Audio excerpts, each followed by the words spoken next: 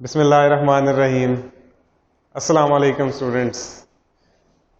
मैं उम्मीद करता हूँ सब लोग बिल्कुल खैरियत से होंगे।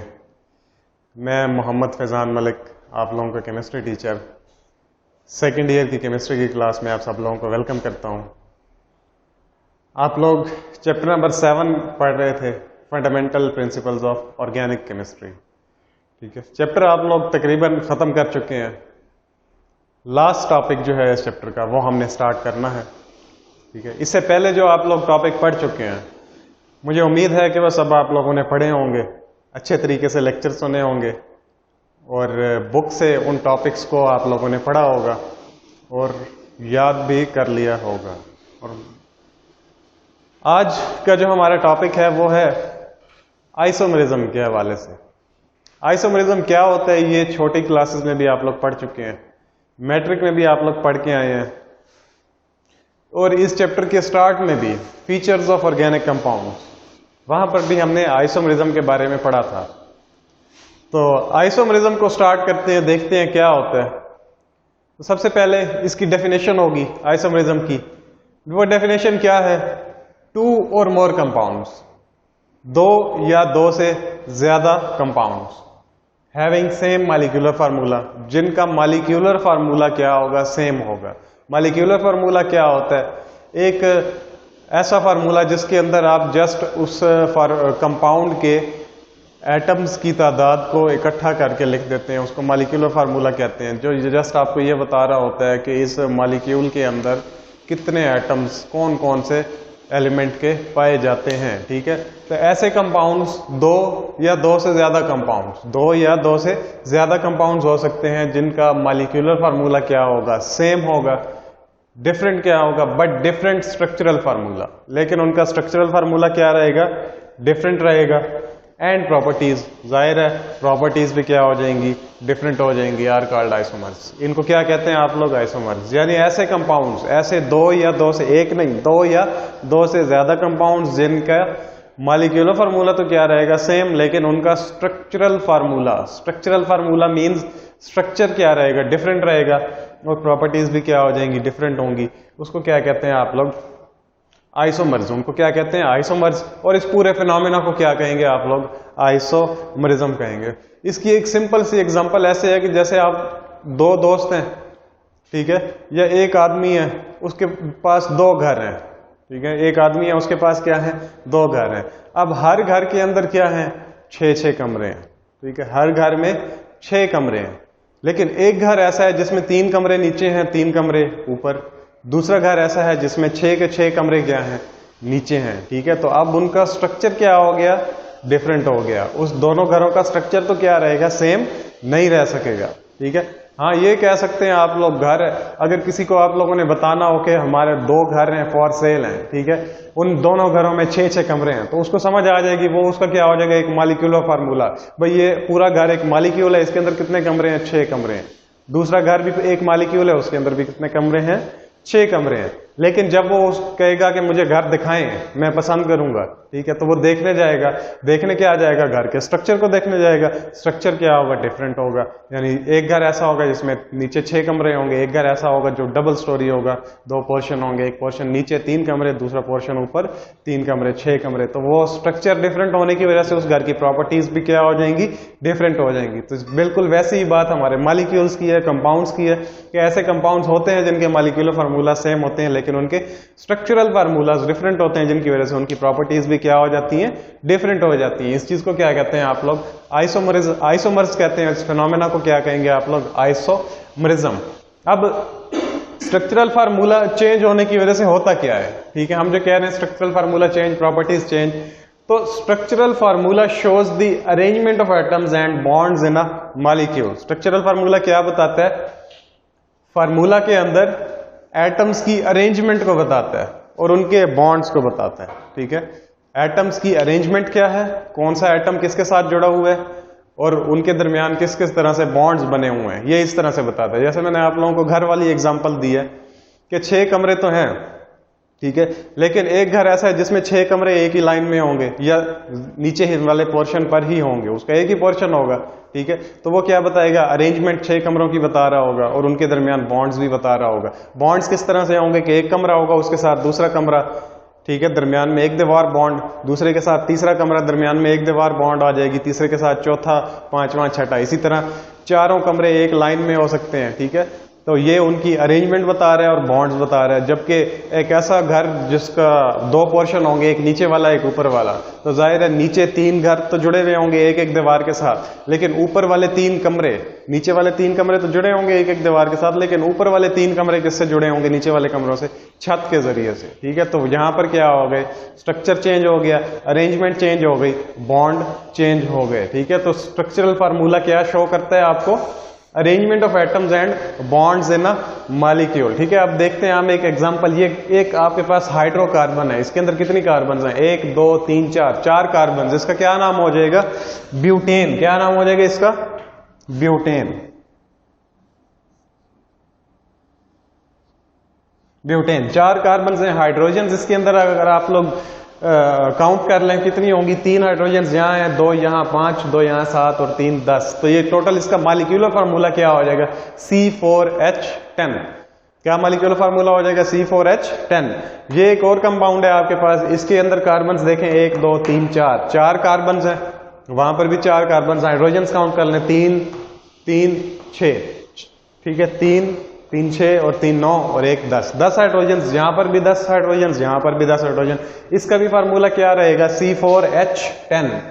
क्या रहेगा, C4H10। उसका फार्मूला भी क्या रहेगा, C4H10। मॉलिक्यूलर फार्मूला दोनों कंपाउंड से क्या रह गए, सेम रह गए, ठीक है। लेकिन इनके स्ट्रक्चरल फार्मूलाज की तरफ अगर हम देखें तो स्ट्रक्चरल, ये क्या है, एक स्ट्रेट चेन फार्मूला है, आप लोगों को नजर आ रहा है। यहां पर कार्बन एटम्स की जो अरेंजमेंट है वो क्या है, एक स्ट्रेट चेन वाली है। एक कार्बन दूसरी कार्बन के साथ अटैच है, दूसरी तीसरी के साथ, तीसरी चौथी के साथ, बिल्कुल एक सीधी लाइन में ये जुड़े हुए हैं, चेन स्ट्रक्चर बना रहे हैं। इसको हम क्या कहेंगे, नॉर्मल ब्यूटेन। क्या कहेंगे, नॉर्मल ब्यूटेन, स्ट्रेट चेन वाली। लेकिन इसका अगर हम स्ट्रक्चर देखें तो यहाँ पर अरेंजमेंट जो है एटम्स की और बॉन्ड्स की वो थोड़ी सी डिफरेंट है, इसकी तरह नहीं है। इसमें पहली कार्बन के साथ दूसरा, इन दोनों के दरमियान बॉन्ड बना है, दूसरी का तीसरी के साथ बॉन्ड बना है, तीसरी का चौथी के साथ बॉन्ड बना हुआ है, ठीक है। यहां पर क्या है, अगर हम इस कार्बन को फर्ज कर लें, कार्बन नंबर 1 कंसीडर कर लें, कार्बन नंबर 1 का बॉन्ड दूसरी कार्बन के साथ, दूसरी कार्बन का बॉन्ड तीसरी कार्बन के साथ, यहां तक तो ये सेम है, पहली का बॉन्ड दूसरी के साथ, दूसरी का तीसरी के साथ। लेकिन चौथी कार्बन जो है उसका बॉन्ड दूसरी कार्बन के साथ जुड़ा हुआ है, तो यहां पर क्या हो गई, अरेंजमेंट चेंज हो गई। यहां पर क्या हो गया, बॉन्ड्स चेंज हो गए, यहां पर एटम्स की अरेंजमेंट चेंज हो गई, एटम्स के बॉन्ड्स जो है वो चेंज हो गए। हालांकि मॉलिक्यूलर फार्मूला सेम है लेकिन स्ट्रक्चरल फार्मूला डिफरेंट होने की वजह से ये जो कंपाउंड है, ठीक है, इसकी प्रॉपर्टीज उससे क्या हो जाएंगी, डिफरेंट हो जाएंगी, ठीक है। इसी चीज को आप लोग क्या कहते हैं, आइसोमरिज्म कहते हैं, ठीक है। उम्मीद है आप लोगों को समझ आ गई होगी, अगर किसी बात की समझ ना आई हो तो जरूर क्वेश्चन करें। आगे हम एक और एग्जांपल इसकी देखते हैं, पेंटेन। पेंटेन्स कौन से हाइड्रोकार्बन होते हैं, ऐसे हाइड्रोकार्बन जिनके अंदर नंबर ऑफ कार्बन कितने होंगे, 5 होंगे। C5H12, ठीक है, C5H12, 5 कार्बन 12 हाइड्रोजन, ठीक है, ये एक हाइड्रोकार्बन है, ठीक है। अब इसके आइसोमर्स हमने देखने हैं, कितने आइसोमर्स बनेंगे, 1 2 3, इसके 3 आइसोमर्स बन रहे।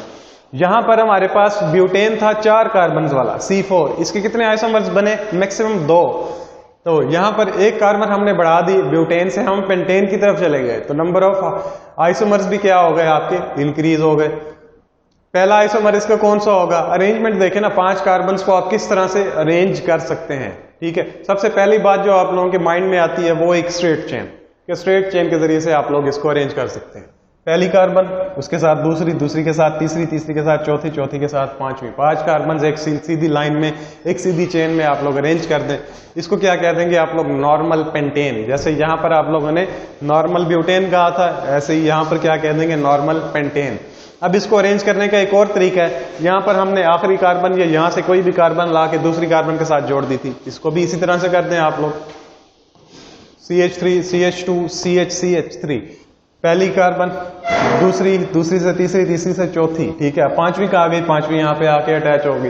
तो ये इसका स्ट्रक्चर इसके स्ट्रक्चर से क्या हो गया, डिफरेंट हो गया।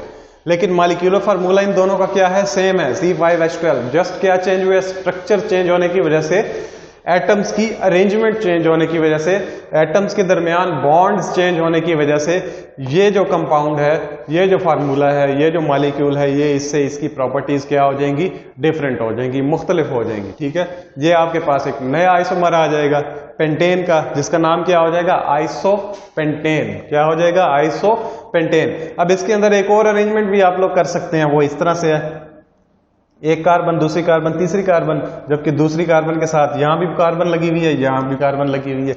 ये अब जो स्ट्रक्चर है ये इससे भी क्या हो गया, डिफरेंट हो गया।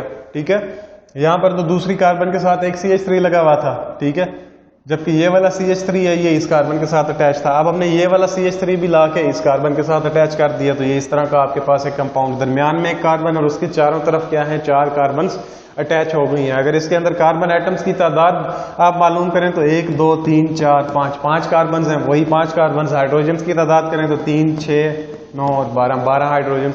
तो मॉलिक्यूलर फार्मूला इसका और इसका, नॉर्मल पेंटेन, आइसोपेंटेन और नियोपेंटेन का क्या है, सेम है, लेकिन स्ट्रक्चर चेंज होने की वजह से ये तीनों की प्रॉपर्टीज क्या हो जाती हैं, डिफरेंट हो जाती हैं, चेंज हो जाती हैं, जिसकी वजह से हम क्या कह देते हैं, इनको आइसोमर्स। अब ये सारे तीनों क्या हैं, एक दूसरे के आइसोमर्स हैं। ठीक है, आइसोमर्स, लेकिन इनकी प्रॉपर्टीज क्या हैं, प्रॉपर्टीज क्या होंगी, डिफरेंट हो जाएंगी। मॉलिक्यूलर फार्मूला सेम रहेगा, स्ट्रक्चरल फार्मूला चेंज, प्रॉपर्टीज भी क्या हो जाएंगी, चेंज हो जाएंगी। ठीक है, ये आप लोगों की एक और एग्जांपल थी। ठीक है, इसके बाद आगे इसकी टाइप्स ऑफ आइसोमरिज्म जब आएगा तो उसके अंदर मजीद हम टाइप्स के साथ साथ एग्जांपल्स और भी पढ़ेंगे। अभी कुछ थोड़ी बहुत एक्सप्लेनेशन है आइसोमरिज्म के हवाले से, उसको देखें कि ये आप लोगों को एक्सप्लेनेशन क्या बताती है कि कौन कौन से ऐसे कंपाउंड्स हैं जो आइसोमरिज्म का फिनोमेना शो कर सकते हैं, कौन से ऐसे हाइड्रोकार्बन्स हैं जो आइसोमरिज्म का फिनोमेना शो कर सकते हैं, जिनके आइसोमर्स होते हैं। ठीक है, और आइसोमरिज्म होने के लिए, आइसोमर्स होने के लिए किसी भी हाइड्रोकार्बन के अंदर कितने नंबर ऑफ कार्बन एटम्स होने चाहिए, वो हम यहां पर अभी देखेंगे। स्मॉलर हाइड्रोकार्बन्स, छोटे hydrocarbons like methane, ethane and propane. अब मीथेन, इथेन, प्रोपेन क्या है, मीथेन CH4 एक ही कार्बन वाला हाइड्रोकार्बन, इथेन C2H6 2 कार्बन वाला हाइड्रोकार्बन, प्रोपेन 3 कार्बन वाला हाइड्रोकार्बन। ठीक है, 3 कार्बन वाला हाइड्रोकार्बन होता है, C3H8 उसको कह देते हैं आप लोग। ठीक है, तो ये जो 3 हाइड्रोकार्बन हैं, स्मॉलर हाइड्रोकार्बन, ऐसे हाइड्रोकार्बन जिनमें कार्बन की तादाद 1, जिसमें 2 या जिसमें 3 से ज्यादा नहीं, 3 हो सकती है। डू नॉट शो आइसोमरिज्म, ये आइसोमरिज्म शो नहीं कर सकते हैं, बिकॉज, जिसकी वजह क्या होती है, क्यों नहीं कर सकते हैं, they exist in only 1 structural form, ये सिर्फ एक ही स्ट्रक्चरल फॉर्म में एग्जिस्ट कर सकते हैं। ठीक है, कैसे कर सकते हैं, मीथेन की बात करें CH4। ठीक है, मीथेन का स्ट्रक्चर कुछ इस तरह से होता है, CH4। अब इस हाइड्रोजन को इसको घुमाए ऊपर नीचे दाएं बाएं जहां मर्जी घुमाए, इसने इसी तरह का ही रहना है। ठीक है, इसके अंदर और कोई कार्बन नहीं है और कोई बॉन्ड नहीं है, इसको जैसे भी आप कर लें इसका स्ट्रक्चर इसी तरह से ही रहेगा, इसका कोई आइसोमर नहीं है। ठीक है, उसके बाद इथेन की बात करें CH3। ठीक है, 2 कार्बन हैं, इसको आप चाहे यूं घुमा के रख लें, ऊपर नीचे दाएं बाएं जहां भी कर लें इसको। ठीक है, इसका स्ट्रक्चर इसी तरह से ही रहना है, इसके अंदर कोई चेंजिंग नहीं आनी है।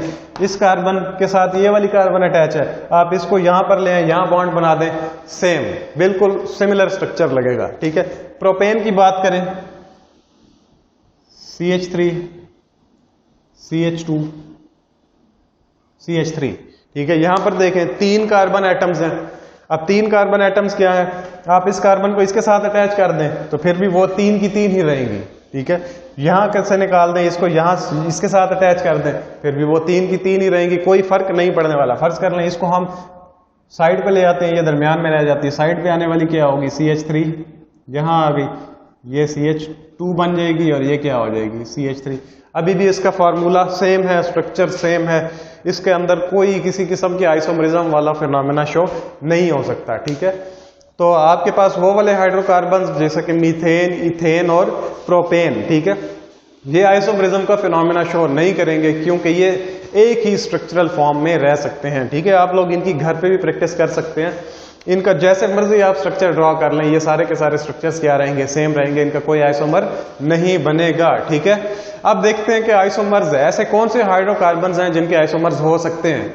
तो isomerism is common. Isomerism common किन में होती है? इन कंपाउंड्स, उन कंपाउंड्स में having more than 3 carbon atoms, जिनके पास कार्बन एटम्स की तादाद 3 से ज्यादा होगी। तो ऐसे आइसोमर्स, ऐसे कंपाउंड्स जिनमें कार्बन एटम्स की तादाद 3 से ज्यादा होगी, उनके आइसोमर्स हो सकते हैं। यहां पर देखें 4 कार्बन वाला ब्यूटेन आइसोमर था इसका, यहां पर देखें 5 कार्बन वाला पेंटेन आइसोमर्स इसके 3 है। ठीक है, इसके बाद number of isomers of a compound increases. ठीक है, एक कंपाउंड के आइसोमर्स का जो नंबर है, ठीक है, एक कंपाउंड के आइसोमर्स की तादाद जो है वो इंक्रीज होती है, बढ़ती है with increase in carbon atoms, carbon atoms बढ़ने से। ठीक है, सिंपल सी बात है कि ऐसा कंपाउंड जिसके अंदर कार्बन एटम्स की तादाद कम होगी तो उसके आइसोमर्स भी क्या होंगे, कम। ऐसा कंपाउंड जिसके अंदर कार्बन एटम्स की तादाद ज्यादा होगी तो उसके आइसोमर्स भी ज्यादा। एग्जांपल फिर से वही, ब्यूटेन 4 कार्बन एटम्स तो 2 आइसोमर्स बने।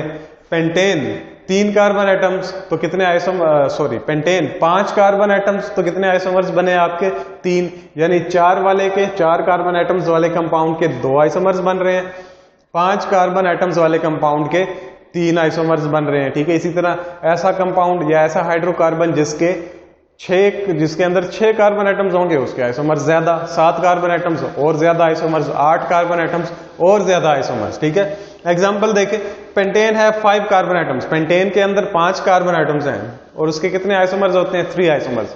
अब जरा एक सिंपल सी एग्जांपल, सिंपल नहीं थोड़ी कम्प्लेक्स सी एग्जांपल ले लें, हाइड्रोकार्बन में 30 कार्बन एटम्स। ऐसा हाइड्रोकार्बन जिसके अंदर 30 कार्बन एटम्स होंगे तो उसके इमेजिन करें जरा कितने आइसोमर्स हो सकते हैं। It have over 4 billion isomers. तो इसके कितने आइसोमर्स हो सकते हैं, 4 बिलियन से ज्यादा आइसोमर्स इसके हो सकते हैं सिर्फ 30 कार्बन एटम वाले कंपाउंड के। ठीक है, तो सोचें कार्बन एटम्स बढ़ाते जाएं कितने नंबर ऑफ आइसोमर्स बढ़ते जाएंगे। ठीक है, इसीलिए कहते हैं organic compounds are millions in numbers. ठीक है, लाखों करोड़ों में इनकी तादाद है ऑर्गेनिक कंपाउंड्स की। समझ आ गई? इसी वजह से इनको क्लासिफाई भी किया था, क्लासिफिकेशन ऑफ ऑर्गेनिक कंपाउंड्स पढ़ा था आप लोगों ने, याद होगा शायद। इसके बाद टाइप्स ऑफ आइसोमर्स की बात करें तो आइसोमर्स की वैसे बहुत सारी टाइप्स हैं, लेकिन मेन 2 टाइप्स आप लोगों ने पढ़नी है यहाँ पर। एक स्ट्रक्चरल आइसोमरिज्म, दूसरी है जियोमेट्रिकल आइसोमरिज्म। पहली कौन सी है, स्ट्रक्चरल आइसोमरिज्म, और दूसरी कौन सी है, जियोमेट्रिकल आइसोमरिज्म। ठीक है, तो आज का जो हमारा लेक्चर था आइसोमरिज्म के हवाले से वो यहीं तक था। इंशाल्लाह नेक्स्ट लेक्चर में आप लोगों के साथ आइसोमरिज्म की टाइप्स को डिस्कस करेंगे। तब तक के लिए अल्लाह हाफिज।